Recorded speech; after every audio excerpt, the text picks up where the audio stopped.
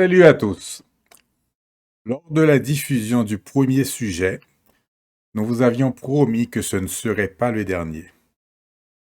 Alors, aujourd'hui, nous vous proposons de réfléchir sur ce deuxième sujet intitulé Libéré par la vérité. Avant de poursuivre, nous voulons prendre le temps de remercier tous ceux qui ont pris le temps de regarder la vidéo et qui l'ont aussi partagée. Je suis en compagnie de mon épouse Mireille, qui m'aidera tout au long de la présentation. Je vous souhaite la bienvenue à cette diffusion. Que le moment que nous allons passer ensemble puisse être béni dans le nom de Jésus. Libéré par la vérité. Notre texte de base se trouve inséré dans l'Évangile de Jean, chapitre 8 et le verset 32.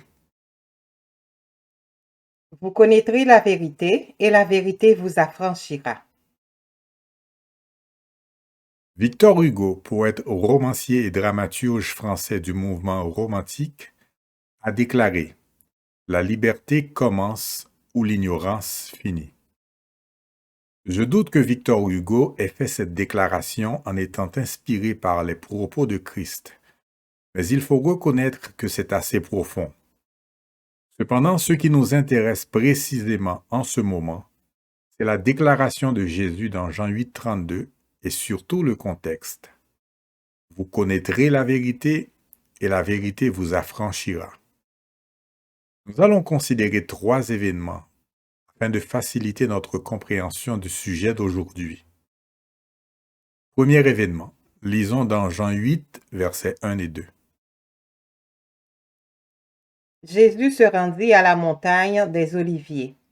Mais, dès le matin, il alla de nouveau dans le temple, et tout le peuple vint à lui. S'étant assis, il les enseignait. Notez bien, à la montagne des Oliviers, un matin dans le temple.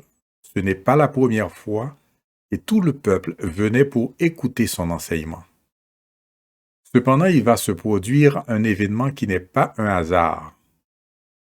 Jean 8, 3 à 5.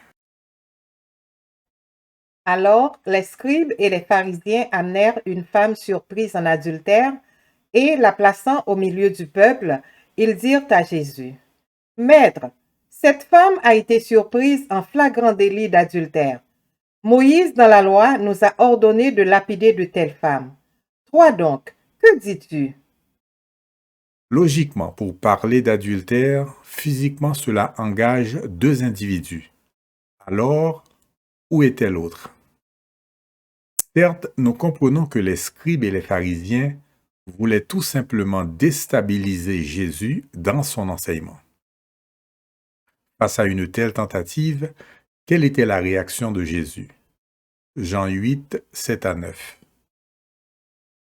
Comme ils continuaient à l'interroger, il se releva et leur dit, « Que celui de vous qui est sans péché jette le premier la pierre contre elle. » Et s'étant de nouveau baissé, il écrivait sur la terre. Quand ils entendirent cela, accusés par leur conscience, ils se retirèrent un à un, depuis les plus âgés jusqu'au dernier, et Jésus resta seul avec la femme qui était là au milieu. Quelle affirmation! Que celui qui est sans péché jette la première pierre.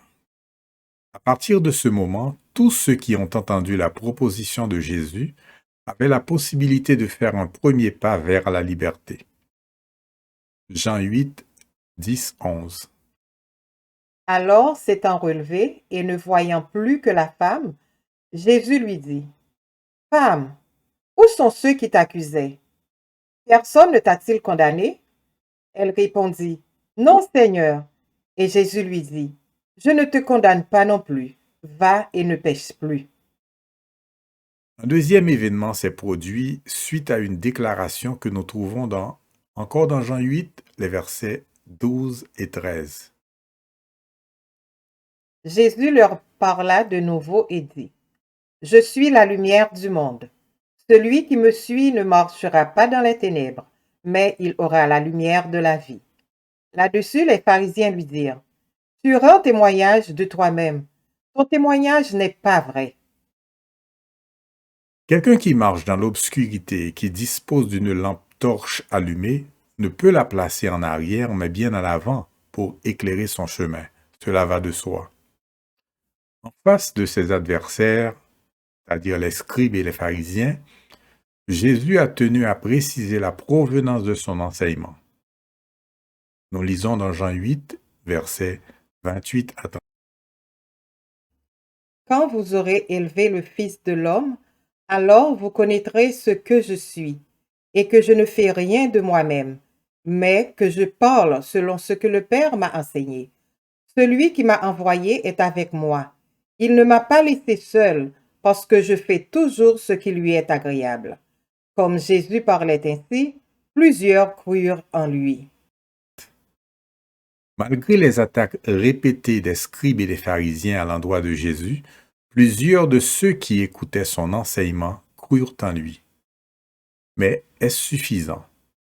Pas tout à fait, car il ne suffit pas seulement de croire.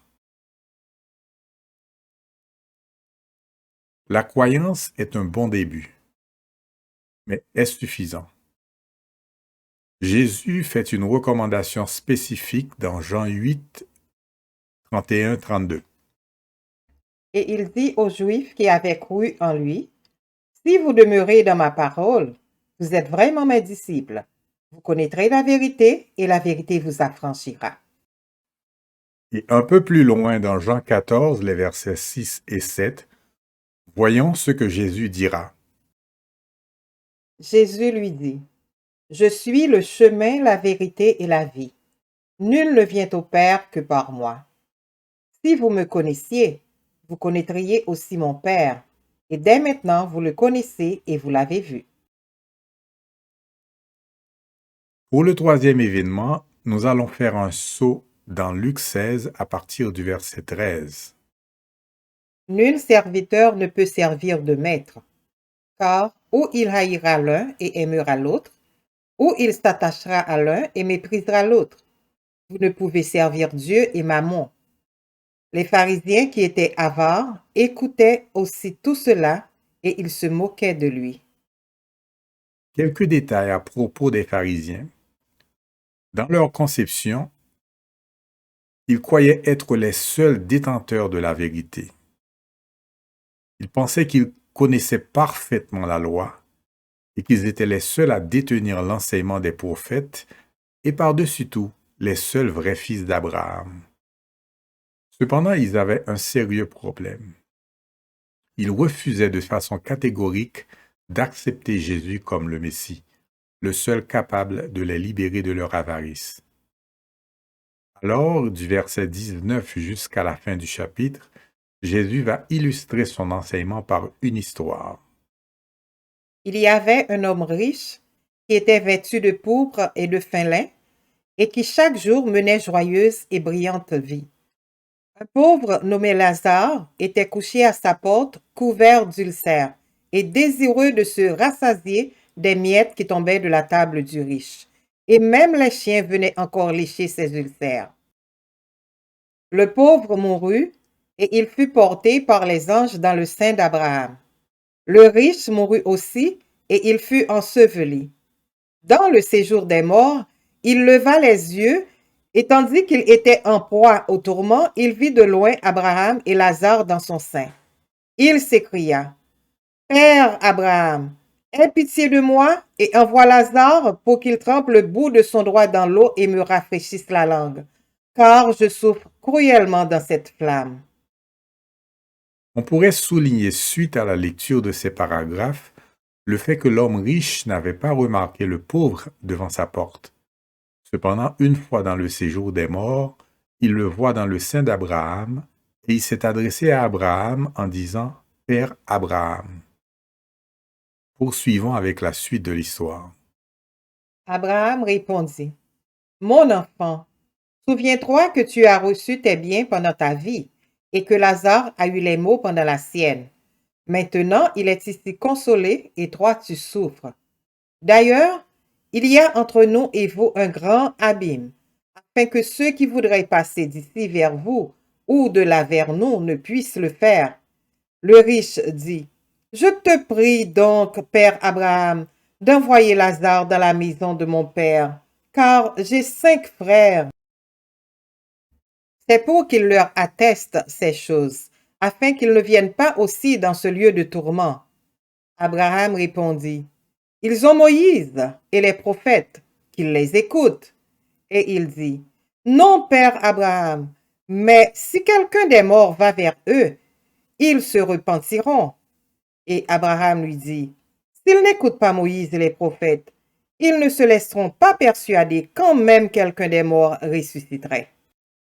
La fin de cette histoire me fait penser à une chose, comme l'a dit si bien Salomon dans Ecclésiaste chapitre 9 et le verset 10. Tout ce que ta main trouve à faire avec ta force, fais-le, car il n'y a ni œuvre, ni science, ni sagesse dans le séjour des morts où tu vas. Faisons quelques mises au point. Que nous soyons riches ou pauvres, nous sommes tous pécheurs, et le salaire du péché, c'est la mort.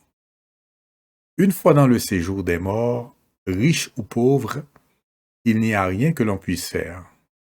Et Jésus a tenu à souligner la ligne de démarcation entre ceux qui de leur vivant avaient fait la volonté de Dieu son Père et ceux qui ne l'avaient pas fait.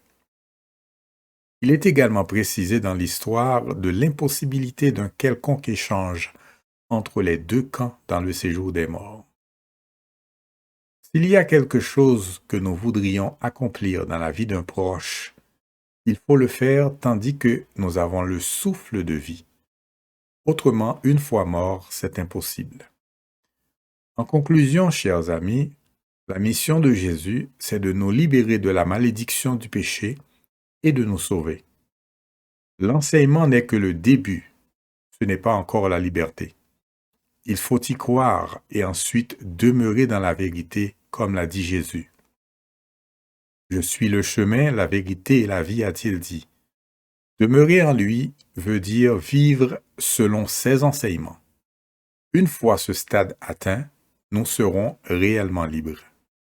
La question est, voulons-nous accepter cette liberté que Christ nous offre? Sommes-nous conscients que nous sommes dans l'obscurité et que nous avons besoin de lui pour nous éclairer, puisqu'il est la lumière? Avant de tenter de répondre à la question, faisons une récapitulation des différents événements. Une femme surprise en flagrant délit d'adultère par des scribes et des pharisiens qui, au même titre que la femme, étaient esclaves du péché. La différence, la femme ne nie pas l'accusation, tandis que les scribes et les pharisiens se croyaient les seuls vrais observateurs de la loi.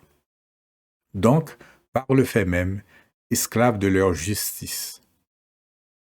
Une fois de plus, les scribes et les pharisiens se retrouvent à l'avant-scène en refusant d'accepter l'enseignement de Jésus, plus précisément le fait qu'il soit la lumière du monde.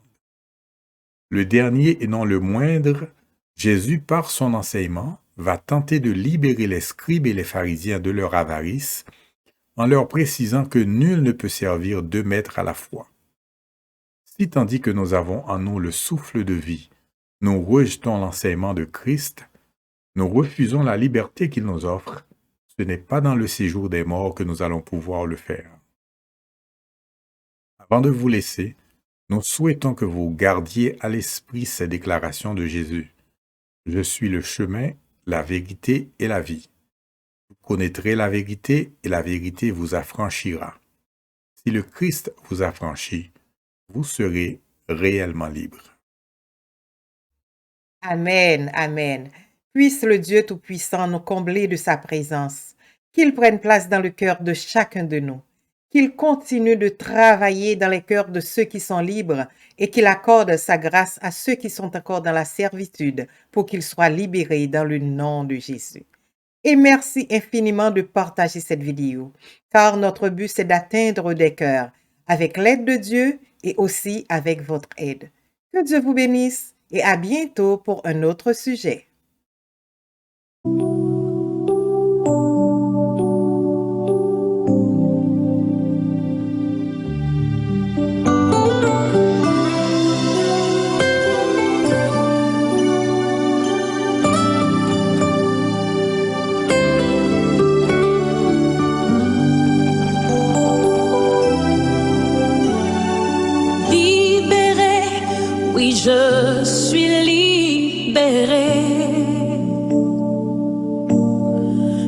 péchés sont pardonnés.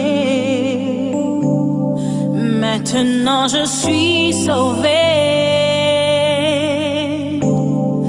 délivrée, oui je suis délivrée de tous mes ennemis. Jésus m'a libérée. Il n'y a plus de condamnation, plus de condamnation. Jésus-Christ